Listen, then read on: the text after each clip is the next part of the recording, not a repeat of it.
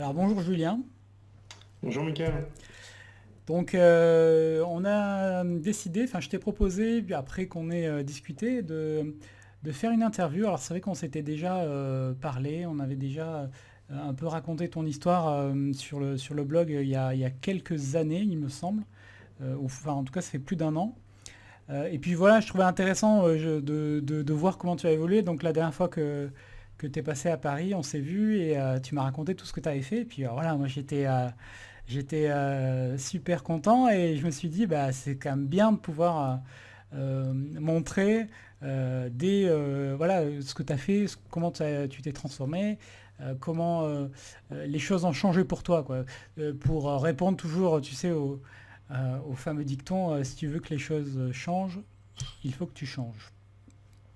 Voilà, donc euh, tu peux peut-être bah, tout simplement commencer par resituer un peu ta situation de départ, entre guillemets, euh, qui a mené qui t'a mené déjà à passer à l'action. C'était quoi ta première action? Oui, mais alors pour resituer, donc je m'appelle Julien, aujourd'hui j'ai 27 ans et pour moi les vrais changements ont commencé dès la fin de mes études. J'ai été diplômé d'une école d'ingénieur il y a à peu près 4 ans maintenant. J'ai pris mon premier boulot et puis là très rapidement je me suis pas senti bien. C'était vraiment pas comme je l'avais imaginé, les choses se passaient vraiment pas bien pour moi et dans la vie Qu'est-ce qui était pas professionnelle. bien? Bah, tout simplement mes relations avec mon supérieur ne passaient pas, j'arrivais pas à bien saisir ce qu'il voulait, ça n'allait jamais. Et au final, avec le recul, je me suis rendu compte qu'il y avait quand même une vision très négative de tout. Et quand on s'intéresse un petit peu au développement personnel, bah, pour caricaturer, c'était presque le contre-exemple du développement personnel, donc toujours voir les choses de manière négative, ça n'allait jamais, trop perfectionniste, etc. Donc c'était assez difficile à vivre pour moi. Ouais, Et puis donc je me sentais pas bien, je voyais que ça pouvait pas durer. d'accord, donc des débuts compliqués quoi dans la vie active. Ouais, honnêtement, ouais. Et puis la vie personnelle, bah, dans les mêmes moments, c'était la même chose. Ça se passait pas super bien pour moi. Dans la relation que j'avais à l'époque. Donc voilà, tout ça mélangé en même temps, ça m'a amené dans une situation pénible où je me suis dit qu'il fallait que ça change. Ouais. Voilà. Ok. Et alors que du coup, tu te dis bon, il faut que ça change. Qu'est-ce que tu fais? Et ben, ça faisait quelques mois que je suivais ton blog. Donc du coup, ça m'avait amené à beaucoup réfléchir, à beaucoup apprendre, mais pas encore à agir. Et en fait, j'ai vraiment agi le jour où j'ai vu que tu proposais un séminaire et avec Philippe Geffroy. Oui. Et c'est Philippe que j'ai appelé à ce moment-là, parce que j'avais vu qu'il y avait plutôt le côté coach. Donc je l'ai appelé, je lui ai parlé de ma situation. Et puis, en gros, mon discours, c'est j'aimerais bien, mais je sais pas trop. Et puis, Je voudrais bien, mais je suis pas sûr. Est-ce que ça marche vraiment vos trucs? ouais, c'était exactement C'est ça. ça, hein. Et là, je me souviens de ce qu'il m'a répondu. Il m'a dit, parce que j'ai dit, ouais, mais ce week-end, j'ai déjà un truc de prévu, donc ça m'ennuie d'annuler.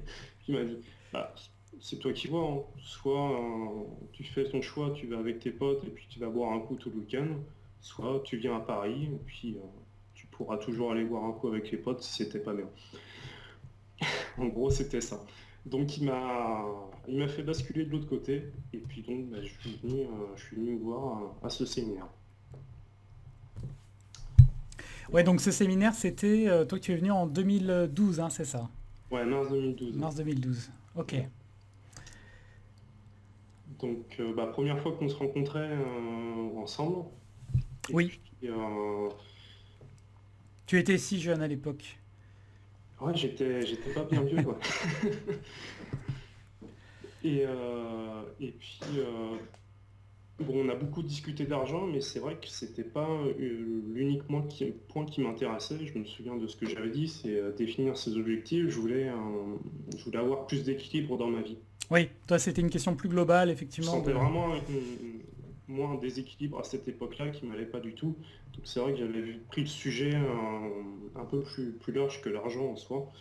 Donc voilà, le séminaire, ça a été le point de départ pour définir mes objectifs.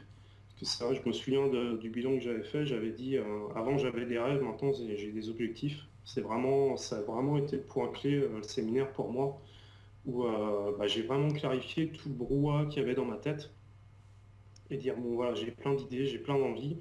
Et bah, en gros, c'était quasiment une méthode que, que vous avez donnée pendant le séminaire pour, euh, pour que moi je puisse définir tout mon plan d'action, même à court terme, quelques mois, et puis à plusieurs années même. Hmm.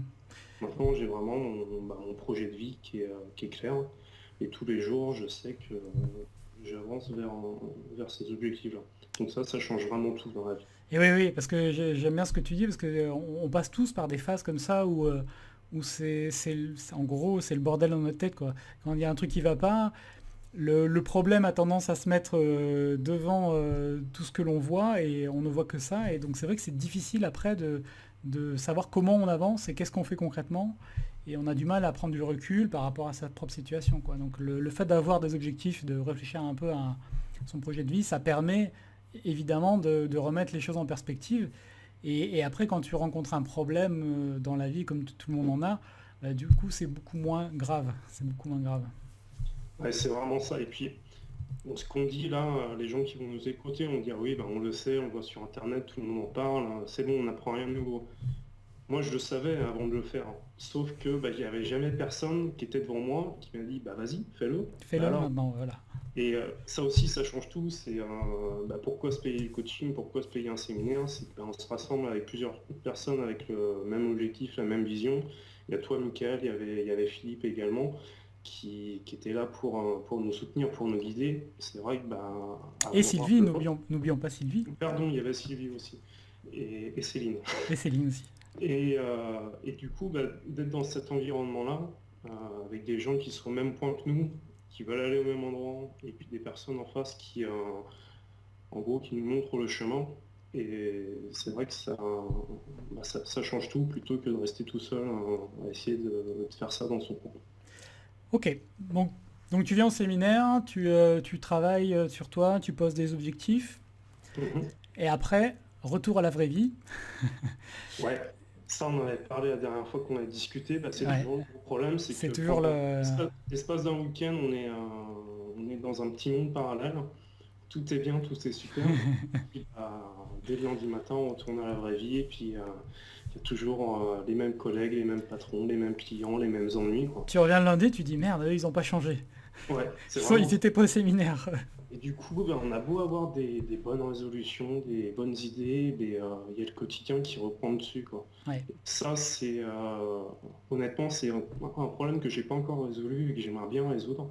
Parce que quand on se pose, comme on dit, quelques instants pour réfléchir et prendre ses bonnes résolutions, bah après, quand on repart dans la course, c'est super dur.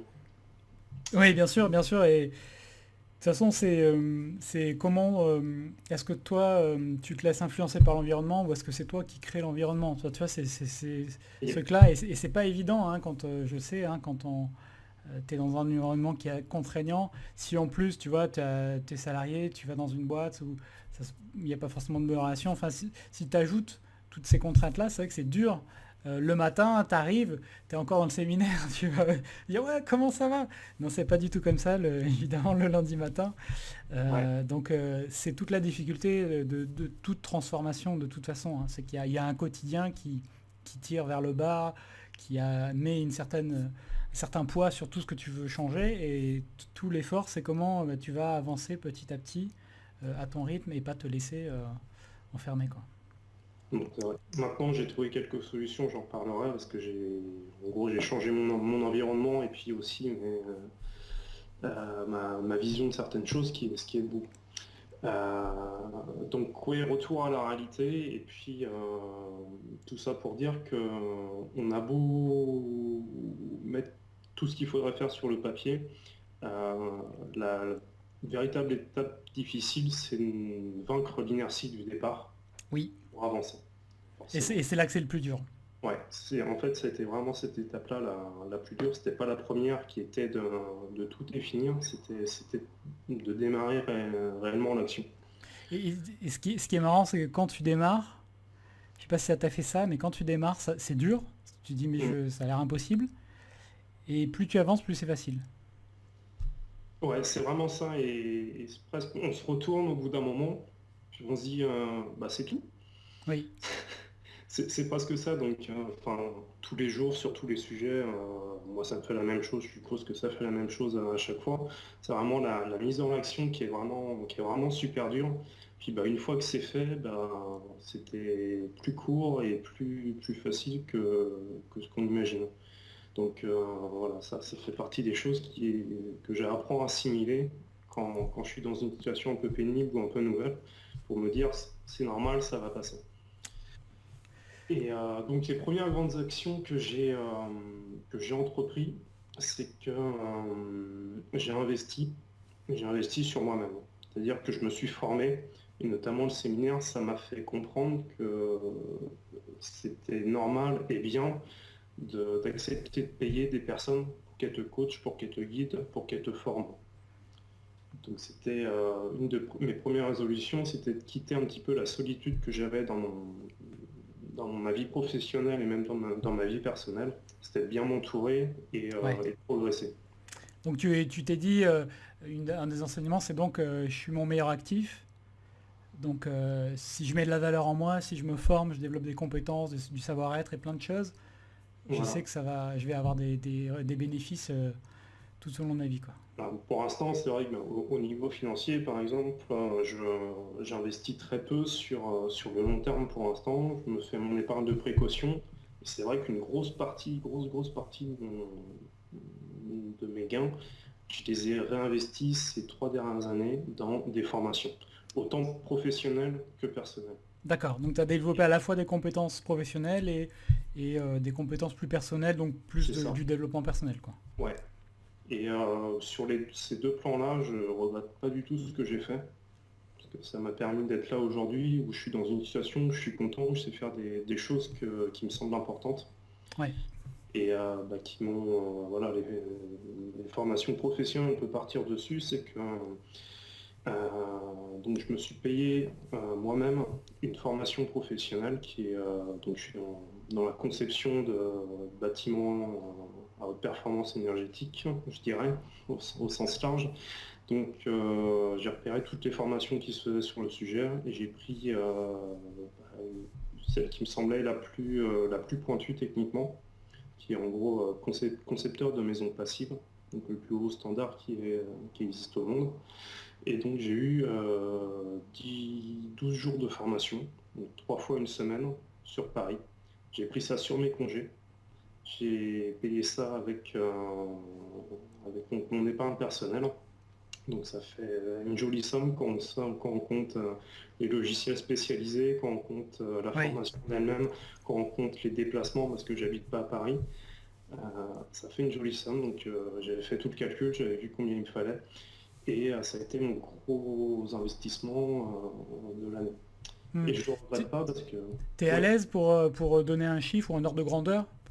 4 000 euros, tout Ouais. compris, Voilà, pour, donc c'est significatif, quoi. C'est pas, pour 3 semaines de formation. ouais, C'est cher et c'est pas cher en même temps. Pour une formation exactement. professionnelle, c'est pas cher. Pour moi qui la finance personnellement, c'est très Ben cher. oui, c'est quand même Voilà. une grosse somme. Ouais. Et, et je ne le regrette pas du tout parce que maintenant j'ai énormément monté en compétences. Voilà, j'ai pas lâché mes formateurs aussi avec toutes les questions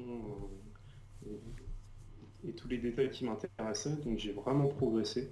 Et surtout, ben maintenant, je suis inscrit dans l'annuaire pardon, des concepteurs spécialisés par l'association de la maison passive qui gère ça. Et ben, j'ai régulièrement des emails et des coups de fil de gens qui me disent bah, j'ai vu que vous êtes concepteur spécialisé, j'ai envie de faire une maison comme ça, est-ce que vous pourriez me faire un devis? Du coup, là, depuis quelques mois, j'ai régulièrement des demandes de devis avec certaines qui se sont déjà concrétisées. D'accord. Donc, ça, très bon retour sur investissement parce que là, déjà, rien qu'avec ce que j'ai signé, j'ai remboursé ma formation. D'accord, donc plutôt bien. Plutôt Voilà. bien. D'accord. Donc là, on était, ouais, effectivement, on parlait de ce qui s'était passé après le séminaire. Donc tu étais. Non, non, mais j'essaie de recoller un peu l'histoire. pour, donc, donc tu repars dans le quotidien. Donc quand tu as quitté le séminaire, ouais, tu étais toujours salarié, hein, c'est ça? Tu étais toujours. Ouais. Donc il s'est passé quoi après? Bon, peut-être rapidement, hein, mais tu vois, par quelle phase tu es passé? Bah, au point de vue de mon travail salarié, la situation s'est dégradée peu à peu. Donc ça faisait plus de 6 mois que j'étais dans la société. J'ai choisi de m'accrocher parce que j'étais sur un projet à long terme. J'étais le seul à plein temps dessus. Donc si je m'en allais, je savais que le projet capotait. Ouais. Donc je me suis accroché. J'ai essayé de tout mettre en œuvre pour que ça se passe bien pour y arriver. Et honnêtement, ça marchait pas fort. Donc j'ai dit, bon, faut que je trouve un boulot qui m'aille bien et, et assez rapidement. Et en fait, bon, j'ai beaucoup cherché, donc j'ai fait beaucoup de candidatures spontanées en fait à l'époque, plutôt que de répondre plutôt que de répondre pardon, aux offres d'emploi qui étaient quand même assez disparates dans le milieu. C'était un milieu qui était un peu en crise, Ouais. toujours. Donc il n'y avait pas beaucoup de boulot. Et au final, bah, j'ai eu plusieurs accroches comme ça, par des personnes qui ont été intéressées plus par mon attitude que par mon CV et mon expérience qui était assez pauvre.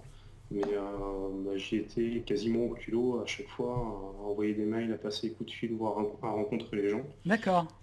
Voilà, Et ouais. ça c'est bien, ça. Bah, j'ai pris sur moi parce que c'est pas franchement dans mes habitudes d'aller sonner à la porte et de me présenter. Mais Et, voilà, en même temps, combien de personnes font ça? Combien de coups de fil bah, ou apparemment pas beaucoup. Bah ouais, pas beaucoup. S'ils en ont trois dans l'année, ça doit être le bout du monde. C'est ça. Donc, Hmm. bon, ça n'a pas pris tout de suite. Donc, j'ai préféré, moi, me dire, je préfère m'accrocher dans mon boulot actuel et pas prendre un boulot par défaut où je sais que bah, ça va pas me plaire et ça va repartir. Donc, au final, j'ai préféré prendre mon temps. Ouais. Et du coup, bah, la société où je suis maintenant, je suis toujours salarié, m'a rappelé et me dire, bah, c'est bon, on a besoin de toi, tu viens quand tu veux. Et voilà, maintenant j'ai pris un boulot où j'ai pris le temps de connaître les gens, chose que j'avais pas fait dans mon premier boulot. Parce que je reste toujours dans des petites entreprises, une dizaine de personnes maximum. Donc là, plus que jamais, il faut que ça se passe bien Oui. au niveau humain, plutôt que dans une grande société où on est peut-être un peu plus noyé. Là, s'il y a une mauvaise ambiance, c'est super douloureux pour tout le monde et ça peut pas marcher. Donc j'ai pris le temps de connaître ces gens-là. Et j'ai fait ce que j'appelle la technique du pied dans la porte, où à l'époque ils m'ont dit bah ce serait cool de bosser avec toi, mais honnêtement on n'a pas les moyens de t'embaucher. On m'a dit bah si vous avez du boulot en trop, bah au pire je bosse pour vous. C'est comme ça que je suis passé auto-entrepreneur, donc ça c'était en 2013. D'accord. Donc Oui, voilà, c'est à ce moment-là où on s'est parlé. ouais exactement. On s'est recontacté à cette occasion-là, donc je suis passé auto-entrepreneur, j'ai commencé à bosser pour eux bah, quand ils avaient un peu trop de boulot, quoi. Et moi, D'accord. ça a aussi été génial pour moi parce que ça m'a permis bah, de me former, ou d'acquérir plus d'expérience sur certains sujets que j'avais pas encore. Donc ça aussi, voilà, je suis encore monté en compétence sur certains sujets en dehors de mon boulot salarié. Donc ça c'est super parce que là du coup tu leur proposes une solution aussi à leur problème, c'est-à-dire eux te connaître et le fait qu'ils puissent pas t'embaucher tout de suite. Donc t'étais pas dans l'état d'esprit, parfois on entend ça, ah oui l'entreprise elle va profiter de moi parce que je suis auto-entrepreneur, elle me promet quelque chose mais elle voudra jamais m'embaucher. Enfin tu vois, t'étais pas dans tout ce délire qu'on entend parfois. Non, Euh, là j'ai réfléchi à la solution gagnant-gagnant. c'est gagnant-gagnant quand tu le prends Moi par le je bon savais bout. ce que je voulais, ce qui m'intéressait, et j'ai pris le temps d'écouter ce Ouais, c'est que, génial. ce que eux ils voulaient, enfin quel était leur souci. Et c'est moi qui leur ai amené cette solution-là auquel ils n'avaient pas spécialement pensé. Ouais. Et au final, tout le monde était content parce que eux, ils se disaient que si ça se passait mieux pour eux ou s'il y avait une autre raison, bah, a priori je correspondais, mais c'était l'occasion pour eux de voir ce que je voulais vraiment. C'était l'occasion de lisser un petit peu leur charge sur leur salarié parce qu'ils savaient qu'ils m'avaient à côté s'il y avait trop de boulot. Moi, ça me permettait de les connaître, ça me permettait de monter en compétences et ça me permettait de gagner un peu plus. Et c'est Ouais, notamment ce que j'ai gagné avec eux qui m'a permis de payer ma formation, tout simplement. d'accord. Donc, Super. bah, Donc tout le là, monde était tu, heureux. ouais, là, tu mets en place un cercle vertueux, hein, où tu, Ouais. voilà, tout simplement. D'accord.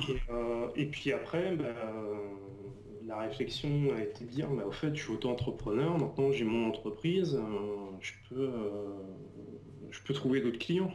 Oui. Et bah, c'est là où je suis revenu vers toi et où on a commencé à travailler ensemble sur du coaching que tu m'as fait. Ça, c'était fin 2013, début 2014, Ouais.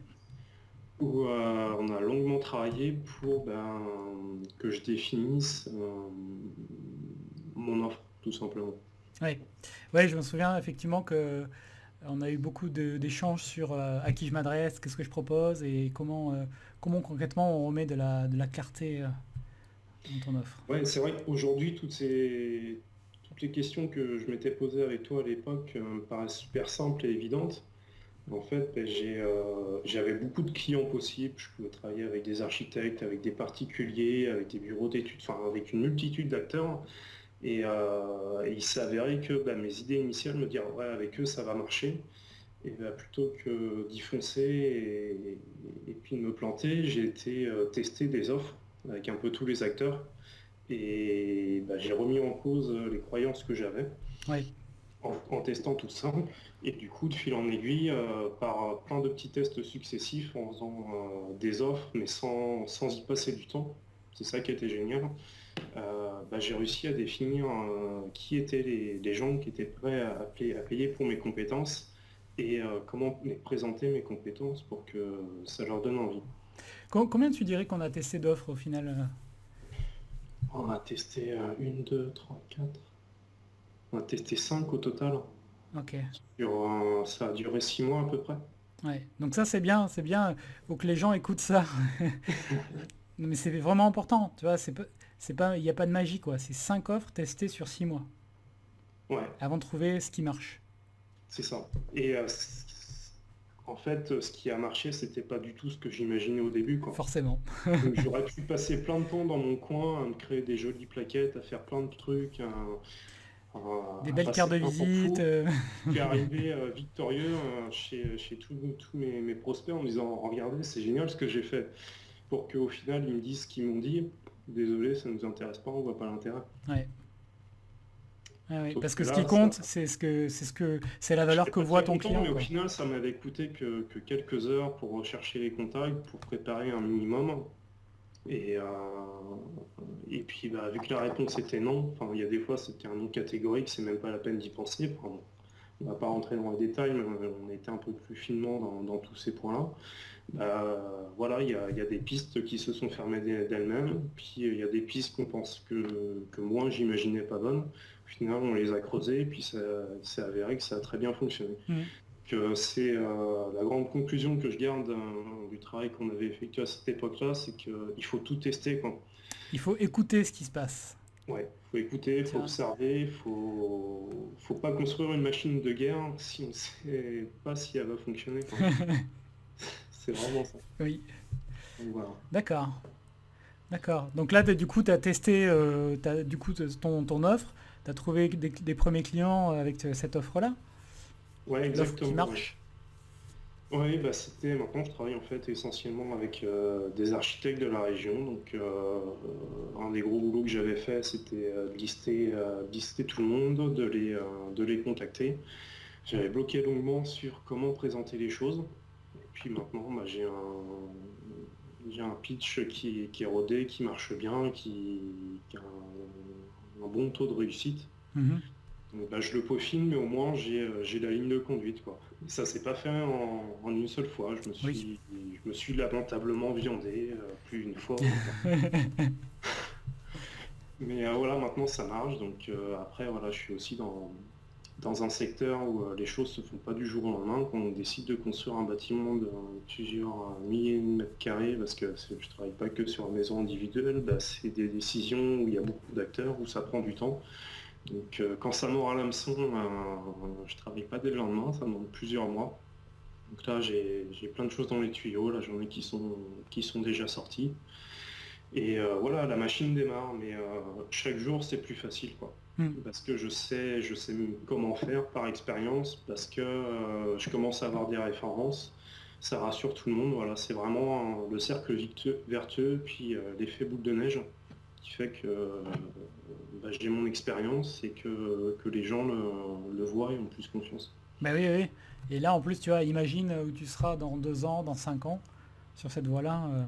Ouais, j'espère. Tu vois, non, mais il y a un côté exponentiel dans tout ce qu'on fait, surtout quand on investit du temps, de l'argent, des ressources dans se former, développer des compétences ou développer une activité. Tout l'effort est au départ. Et après, c'est toujours de l'effort, mais les résultats sont de plus en plus faciles, quoi. Ouais, Hmm. c'est vraiment ce que je vois. Ouais. D'accord. Donc aujourd'hui, alors, comment tu fonctionnes aujourd'hui? Alors aujourd'hui, je suis salarié, Mhm. toujours en CDI, dans la société avec qui je travaillais depuis un petit moment, enfin, en tant qu'auto-entrepreneur. Maintenant, je suis salarié chez eux. Et là, j'ai fait une petite pause dans mon boulot, mais je suis chez moi. Je suis chez moi, je bosse en télétravail. Donc, c'est pas quelque chose que j'ai spécialement négocié. C'est cette société-là qui travaille comme ça. D'accord. Donc, voilà, on est une petite dizaine dans la boîte et on est répartis partout en France. Et donc, mes collègues, je les rencontre une fois le temps quand on bosse ensemble sur des projets où il faut être sur site. Mais par défaut, je suis à la maison où je veux d'ailleurs. D'accord. Donc Bah, ça c'est faisait aussi super. partie des critères de sélection de cette entreprise-là. Et ils faisaient non seulement des choses qui, moi, m'intéressaient, et ils offraient des conditions qui m'intéressaient encore plus. Donc, il y a toujours, quand je dis ça, tout le monde me dit «Ah, mais je pourrais jamais faire ça, je pourrais jamais bosser à la maison». Et moi, j'ai toujours dit «Ah, mais j'adorerais ça, bosser à la maison». Donc effectivement, je suis très heureux comme ça parce que je gère mon temps, donc je glandouille pas, je me cache pas, hein, je bosse vraiment à fond. Sauf que maintenant, je vis quasiment à contre-temps. C'est-à-dire que je vais faire les courses quand il n'y a personne sur la route. Quand tout le monde est dans les bouchons, je suis chez moi en train de travailler. Je travaille vraiment à contre-temps et au final, j'ai pas mesuré, mais ça me fait gagner du temps, c'est sûr. Et surtout, ça me fait moins d'énervement. Oui. Et ça, ma copine est super contente pour ça. D'accord. Donc voilà, pour moi, c'est une qualité de vie qui est géniale. Et puis, ça me permet une gestion du temps qui est vachement plus efficace. Ok, ok.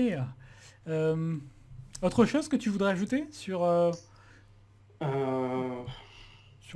là où tu en es ou Là où j'en suis, ce qui est en fait prévu avec cette société, parce j'ai pas mal discuté avec eux, encore une fois, une situation gagnant-gagnant pour eux comme pour moi, ce serait que je crée ma structure quand je sentirai que le moment sera venu et qu'ils deviennent mes clients. D'accord.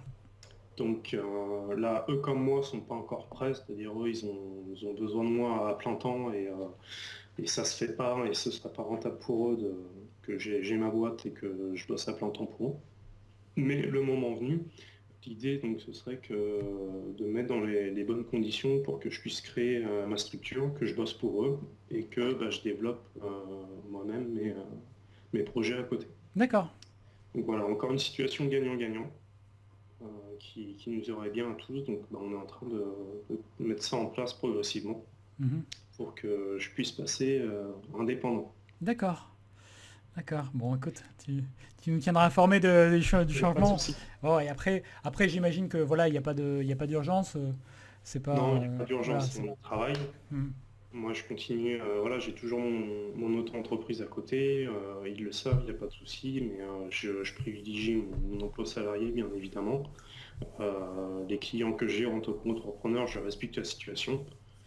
Leur dire que je ferai toujours du travail de qualité, mais que mon seul défaut, c'est que je risque de prendre plus de temps et Mhm. que je donne des marges plus importantes que ce qui me semble raisonnable.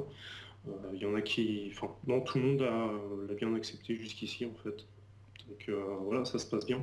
Ouais, voilà, au moins t'es clair avec tout le monde et puis Oui, je suis clair, au moins je cache rien, c'est j'ai rien clean. caché.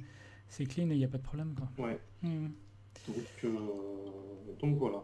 Puis le moment venu, on en rediscutera. Mais c'est sûrement une question de moi, quoi. Ouais. Par Ouais, le ouais, reste. bah, ouais, écoute, je trouve toujours très intéressant de voir, tu vois, comment tu as pris ce qui était dans le séminaire et puis t'en as fait plein de choses, quoi. Ouais, Tu vois, mais c'est... je pense aussi, ouais, à moi à côté, au point de vue personnel, il y a plein de choses qui ont changé pour moi. Au point de vue investissement financier, il y a du coup des choses qui ont bougé là, parce que ça fait pas longtemps que j'ai ce nouvel emploi avec ces nouvelles conditions. Je me rends compte que bah, là, depuis quelques mois où je suis dans cette situation-là, j'ai fait une quantité d'actions, c'est absolument phénoménal. Ah ouais, alors qu'est-ce que tu as fait? Eh ben d'ailleurs, je peux te le dire, hein, je, je signe la semaine prochaine. Ah, ça y est, c'est bon? Ouais, je viens d'avoir mon notaire, donc effectivement, j'ai acheté un appartement donc dans Bordeaux, là où j'habite. Ok. Euh, Donc pour c'est quoi plusieurs raisons. alors? Quelle superficie? Quel Il renta? fait 55 mètres carrés, il est des gros avantages, c'est qu'il est très bien situé, il est à 300 mètres du tram, il est à 10 minutes de la gare, il est à 10 minutes du centre-ville. Et il est au dernier étage d'un immeuble avec une vue magnifique sur Bordeaux, que quand tu viendras, il n'y aura pas de souci. Je te montrerai tout ça. Merci. Et du coup, voilà, c'était mon premier investissement immobilier. Euh, et bah, je m'étais aussi formé là-dessus, c'est-à-dire que j'ai pris une formation sur l'immobilier qui a un prix, mais que j'ai remboursé je ne sais pas combien de fois avec tout ce que j'ai appris, quoi. Oui, bah oui, oui, c'est toujours Tout pareil, hein. simplement, si j'avais pas eu cette formation, je l'aurais jamais fait, ou je me serais mis dans une noire au point de vue financier. Ouais. Ouais, tu aurais fait des erreurs, tu n'aurais pas acheté au bon prix, tu n'aurais J'aurais pas... fait des grosses erreurs. Tout simplement, j'aurais eu peur, j'aurais pas fait parce que là, je t'ai donné les chiffres de ce que j'ai négocié. Oui, c'était C'est pas, bien, c'était très très c'est pas bien. mirobolant, mais je C'est- suis assez content de mes négociations parce Ouais, que ouais. j'ai négocié le prix avec une forte décote en fait. Et puis voilà, j'aurais pas fait tout ça si je savais, si j'avais pas eu conscience que ça pouvait se faire. Ouais, que tout simplement c'était possible. Ouais. D'accord.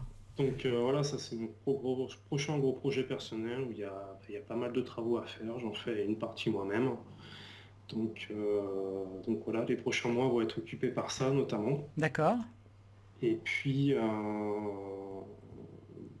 et puis au point de vue professionnel, donc tu nous as mis, toi, Mickaël, en relation avec Pascal, qui suivait aussi ton blog. Puis du coup, on a discuté tous les deux, parce qu'on s'intéresse beaucoup bah, à la construction, aux maisons. Et on s'entend très bien au final depuis le temps. Et là, on discute pour pouvoir faire quelque chose ensemble. Donc ça reste pour l'instant assez flou. Mais voilà, on a envie de créer quelque chose pour proposer une conception, une construction de maisons individuelles hein, qui soit sympa, qui soit performante et à un prix raisonnable. D'accord. Ouais, c'est bien ça. Donc on a commencé, C'est clair. on est complémentaires au final. On ne sait pas faire les mêmes choses, mais nous deux, on arrive à bien s'en sortir. Et là, normalement, on va démarrer un projet pour un client ensemble, tous les deux. Cool, super ça. Donc, bah, merci, Mickaël. De rien, écoute. Avec plaisir, moi quand je peux toujours mettre en relation, tu vois, quand je sens qu'il y a un truc qui peut se passer entre deux personnes, j'adore faire des mises en relation parce que ça... Bah, Tu là, ça, sais, c'est 1 plus 1 égale 3 quoi. Là, c'est là, on est en plein dedans, quoi. c'était vraiment ça. Donc voilà, ça c'est les deux gros projets pour moi dans les prochains mois. Euh, donc ça occupe déjà pas mal. Ouais, c'est déjà pas mal, hein. C'est déjà pas mal. Donc voilà, Ok. là je commence à toucher du doigt le fait de pouvoir devenir indépendant. Hmm. Je commence à voir que c'est possible et que je suis sur le chemin pour le faire parce que c'était euh, une des choses que je voulais le plus en fait, ce que j'avais défini au séminaire. Et je vois que ça me va très bien, que je suis très heureux comme ça, donc j'ai envie d'en avoir encore plus. Ok. Ok, bah écoute, je pense qu'on peut s'arrêter là. C'est pas mal. Pas de souci. Parce qu'on a, on a dit pas mal de choses, hein. Tu vois, en termes de transformation, en termes de temps aussi, en termes d'effort. Enfin, tu vois, tu as raconté comment tu as pris le temps de faire les choses, que tu as pris le temps d'aller étape par étape, de changer chaque zone, à la Ouais, fois le boulot, le reste, petit à petit. Et voilà, et que quand tu t'y mets, quand tu le fais, quand tu arrêtes de réfléchir et qu'à un moment donné tu fais simplement les choses et que tu les fais étape par étape, que tu cherches tant que tu n'as pas trouvé, euh, au bout d'un moment ça finit par marcher. C'est ça qui est magnifique avec la vie, c'est que ça finit par marcher au bout d'un moment. c'est vrai que quand je fais le bilan, de me dire, mais là, je suis dans une situation aujourd'hui qui me plaît.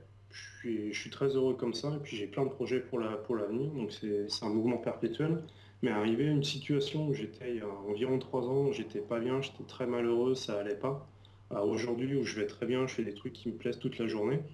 Euh, quand j'essaie de voir les actions qui m'ont réellement permis d'aller de il y a 3 ans à maintenant, c'est pas beaucoup d'actions, il y en a eu très peu en fait, mais elles ont eu un impact phénoménal en fait. Donc c'est vraiment la loi des 20-80, c'est vraiment se dire mais quelle est l'action qui fera la différence quoi? Mm. Qu'est-ce que je dois faire? Si je dois faire un seul truc aujourd'hui, qu'est-ce que ça doit être pour que je puisse aller dans la bonne direction? Ouais. Ouais, et puis même, c'est même, ouais, quelle est l'action, chaque jour tu peux te poser cette question-là, quoi. Quelle est l'action aujourd'hui qui va me faire avancer, quoi. Et tu peux faire une seule chose dans la journée. C'est ça, Mm. c'est ça. Et au final, on n'avance pas beaucoup dans la journée, mais au final, au bout de quelques semaines, avec une petite action tout le temps, on se rend compte qu'on est on est rendu déjà super loin, quoi. Mm. Donc moi c'est un de mes défauts, hein, je veux toujours aller trop vite, je suis pas très patient, etc. Mais quand je me rends compte qu'au final, bah, j'ai avancé petit à petit, j'en ai pas fait beaucoup d'un coup, mais au final, j'ai vachement avancé. Donc j'essaie de continuer toujours cette marche en avant tous les jours et d'essayer de faire les actions nécessaires pour aller là où je veux aller. C'est toujours action, action, action. Faut se bouger. Faut se bouger, ce sera la conclusion. Faut se Voilà. bouger. Bah, écoute, merci Julien. Merci à toi. Et avec plaisir pour de nouvelles aventures. Pas de problème. À bientôt, salut. À bientôt.